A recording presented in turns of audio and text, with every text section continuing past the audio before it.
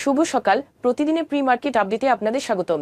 গত বৃহস্পতিবার সূচক 50 পয়েন্ট বা 0.99% হ্রাস পেয়ে 4,973 পয়েন্টে স্থির হয়েছে। বাজারের লেনদেনের পরিমাণ ছিল 367 কোটি টাকা, যা আগের দিনের তুলনায় 22.13% বেশি। চতুর্থ এবং পঞ্চম ঋণ কিস্তি দেওয়ার বিষয়ে কোনো চুক্তি ছাড়াই বাংলাদেশ এবং আইএমএফ এর মধ্যে আলোচনা শেষ হয়েছে। বিনিময় হারের নমনীয়তা এবং রাজস্ব সংস্কার নিয়ে মতবিরোধ রয়েছে। আইএমএফ কর্মকর্তারা জানিয়েছেন যে অগ্রগতি হয়েছে, তবে আরও পদক্ষেপ এবং সময়সীমা প্রয়োজন। সিন্দার বাংলাদেশ 2025 সালের প্রথম প্রান্তিকে 39% রাজস্ব বৃদ্ধি পেয়ে 557.85 কোটি টাকায় দাঁড়িয়েছে, যদিও 34.89 কোটি টাকার লোকসানের কথা জানিয়েছে।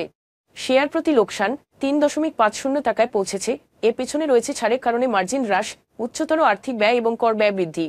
হাইডেলবার্গ ম্যাটেরিয়ালস বাংলাদেশের 2025 সালের প্রথম প্রান্তিকে নিট মুনাফা 50% কমে 19.65 কোটি টাকায় দাঁড়িয়েছে।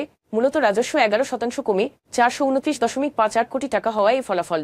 কোম্পানিটি 2024 সালের জন্য 25% নগদ লভ্যাংশেরও সুপারিশ করেছে, যা আগের বছরের সমতুল্য। জুলাই মার্চ অর্থবছর 25-এ পদ্মা অয়েল 62% মুনাফা বৃদ্ধি পেয়ে 394.85 কোটি টাকায় পৌঁছেছে, যার প্রধান কারণ এফিআর থেকে অপরিচালনা আয় বৃদ্ধি।